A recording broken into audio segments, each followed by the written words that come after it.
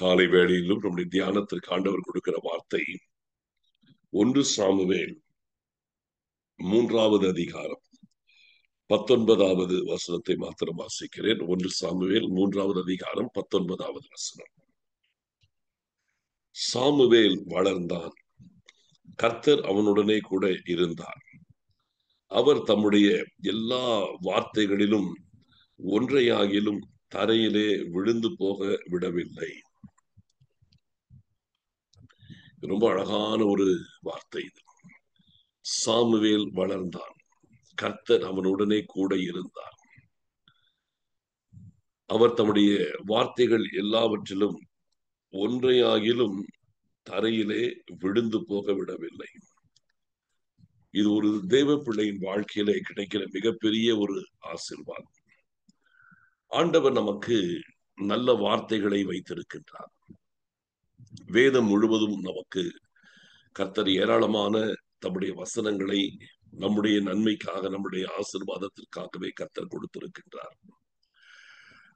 இவைகளையும் தாண்டி நம்முடைய தனிப்பட்ட வாழ்க்கையோடு கர்த்தர் பல நேரத்திலே ஆண்டவர் நம்மோடு கூட பேசுகின்றார். நம்மோடு சில விஷயங்களை கர்த்தர் பேசி இதை நான் செய்வேன் என்று சொல்லுகிறார். அப்படி ஆண்டவர் சொல்லுகிற வார்த்தைகளிலே நம்ம என்னைக்குமே கேர்லெஸ்ஸா இருக்கக்கூடாது. ஆண்டவர் ஒண்ணு சொல்லுகிறார் என்றால் கண்டிப்பாக நிறைவேறும். அது கண்டிப்பா நடக்கும். சில நேரத்துல ஆண்டவர் சொன்னதை நம்ம மறந்துடுவோம். அது 10 வருஷம் ஆகும், நம்மளே மறந்துடுவோம். இப்படியெல்லாம் கர்த்தர் பேசுறான்னு மறந்துடுவோம். ஆனால் அது 10 வருஷம் கழிச்சு கூட திடீர்னு கர்த்தர் நம்மளை அந்த பாதையில மூவ் பண்ணுவார். திடீர்னு நம்ம வாழ்க்கையை கொண்டு போவார். அது நிறைவேறும் பொழுதுதான் அப்பதான் நமக்கே ஞாபகம் வரும், ஆமா, ஐயோ, இது 10 வருஷத்துக்கு முன்னாடி கர்த்தர் சொன்னது தானே, இது புதுசு இல்லையே என்று சொல்லி நமக்கே ஆச்சரியமா இருக்கும். நம்ம மறந்தாலும் அவர் மறக்கிறது கிடையாது. இங்க பாத்தீங்கன்னா சாமுவேலுடைய வாழ்க்கை, அவன் பால் மறந்த குழந்தையாய் இருந்த காலகட்டத்திலேயே அவனை தேவாலயத்திலே கொண்டு வந்து இந்த அன்னாள் விட்டு விடுகிறாள். சின்ன பிள்ளை இன்னும் குழந்தையாய் இருந்தான் என்றே வேதம் சொல்லுகிறது. சின்ன பையனா இருக்கிற காலத்திலிருந்தே அவன் தேவாலயத்திலேயே வளருகிறான்.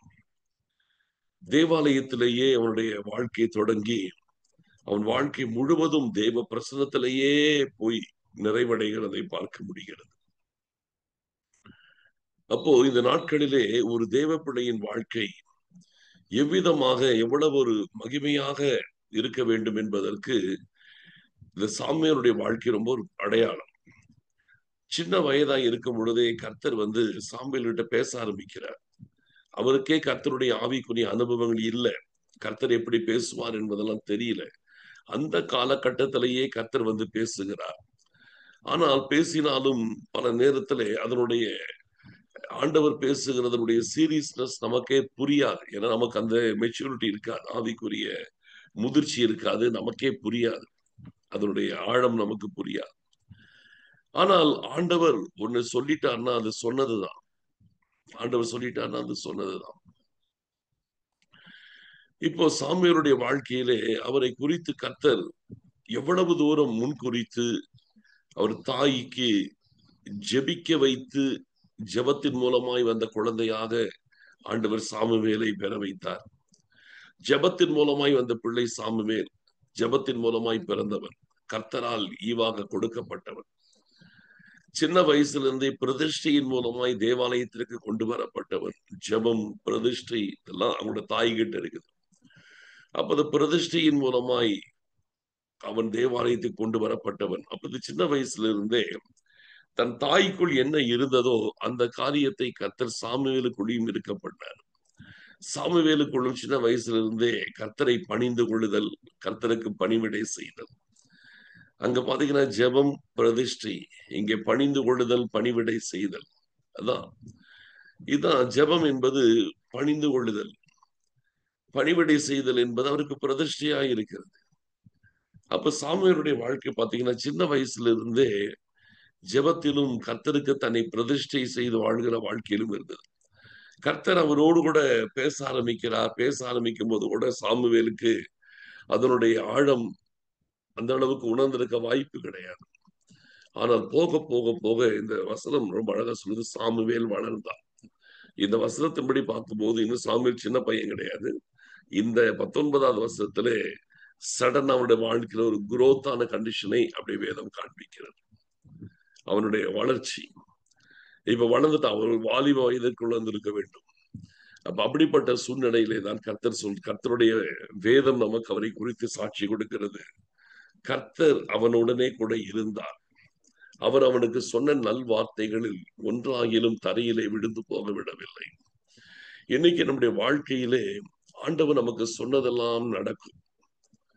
புரியுதுல? தைரியமா இருங்க. கர்த்தர் உங்களுக்கு என்ன சொல்லி இருக்கிறாரோ அது கர்த்தர் சொன்னது உண்மையானால் அது கண்டிப்பா நடக்கும்.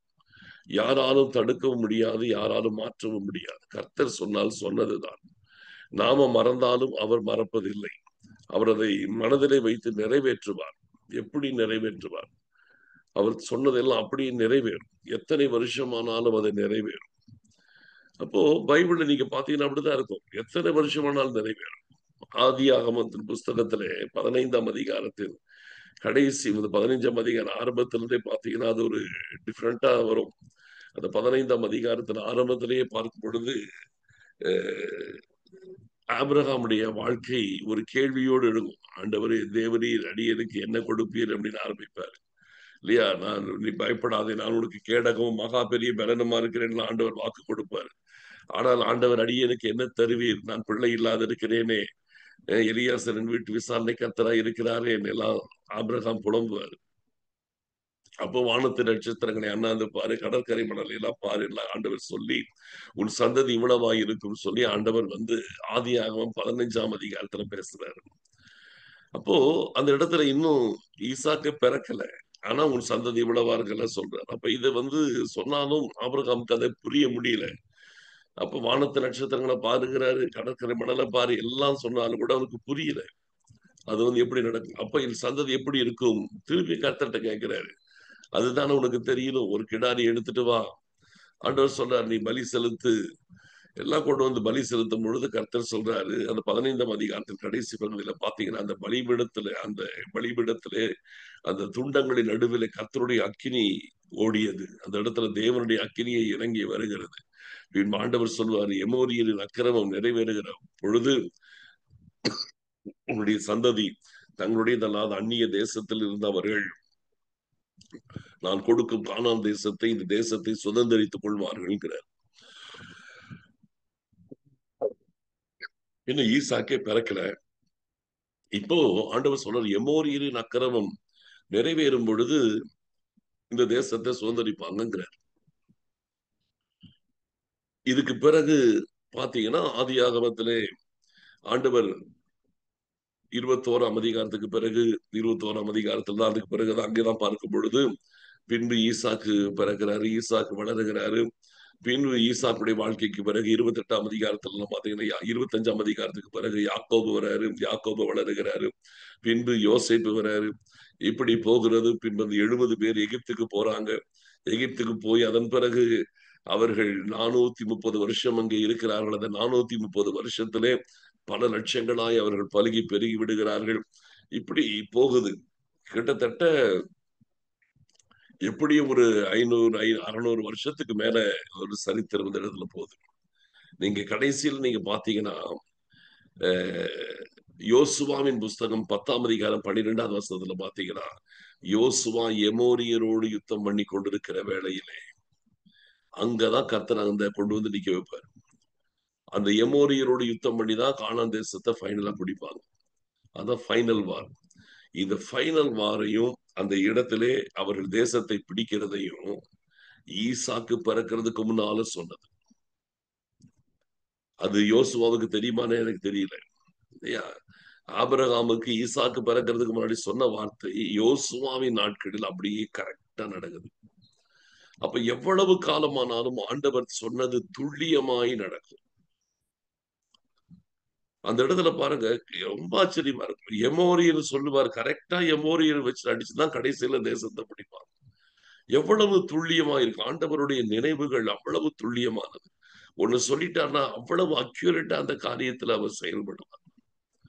அதனால உங்கள் வாழ்க்கை நீங்க வந்து என்னைக்குமே கர்த்தருடைய வார்த்தையின் விஷயத்திலே விசுவாசம் உள்ளவங்களா இருக்கணும். ஆண்டவருடைய வார்த்தையின் விஷயத்திலே நீங்கள் எப்பொழுதே தெளிவா இருக்கணும். எனக்கு ஆண்டவர் சொல்லிட்டாரு, அது கண்டிப்பா நடக்கும். எனக்கு ஆண்டவர் சொல்லிட்டாரு, அது கண்டிப்பா என் வாழ்க்கையில நிறைவேறும்.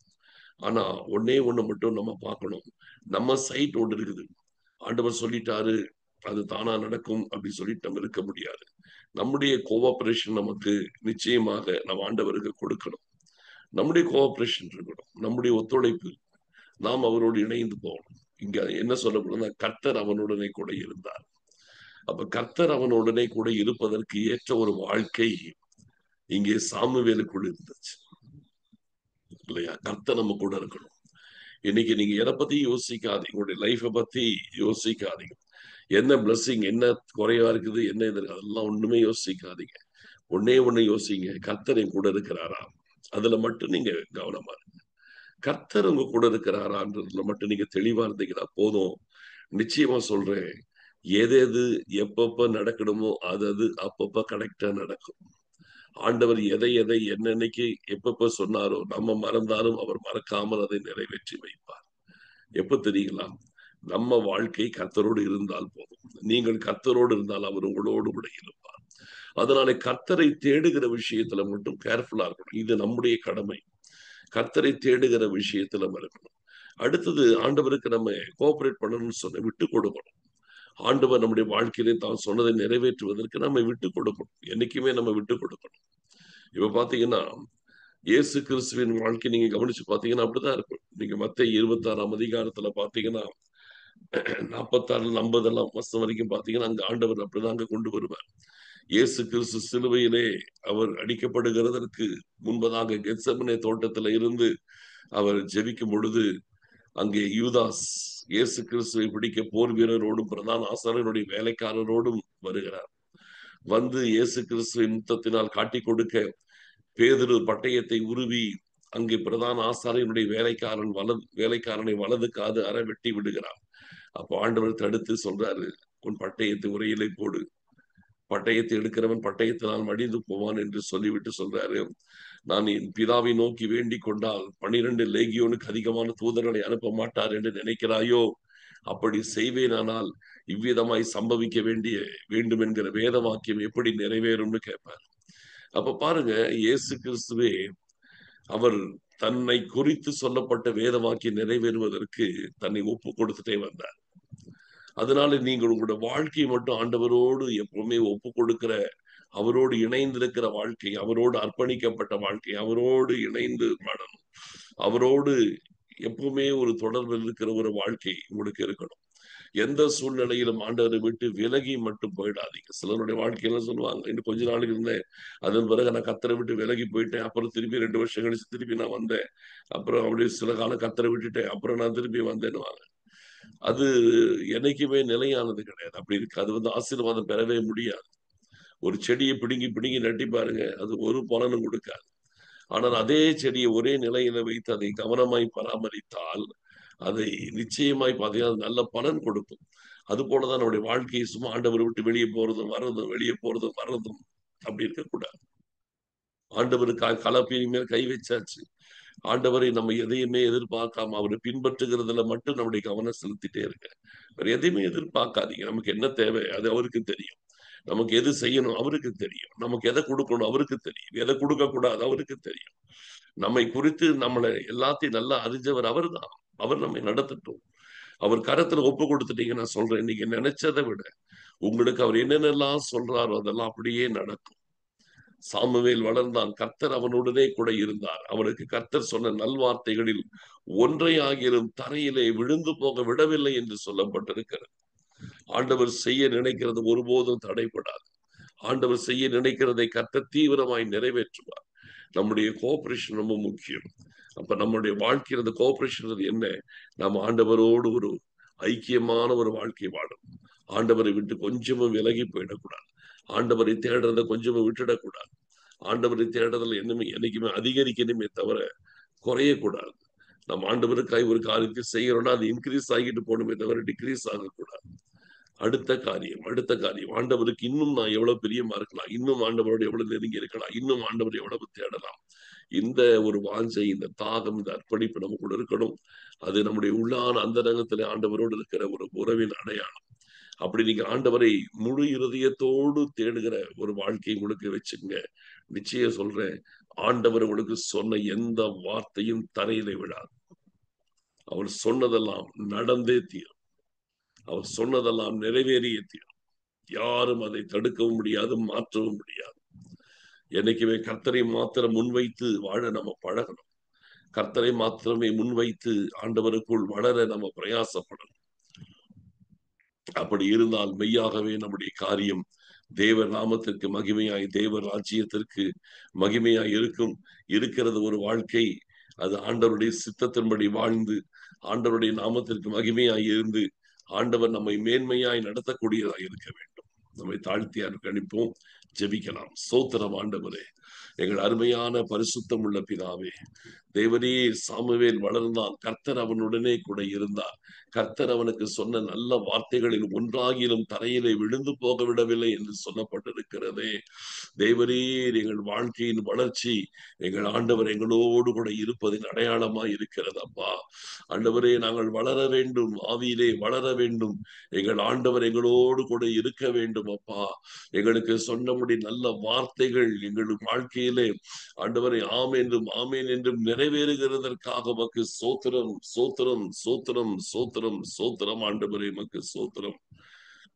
நன்றி செலுத்துகிறோம் அப்பா, உமக்கு நன்றி செலுத்துகிறோம்.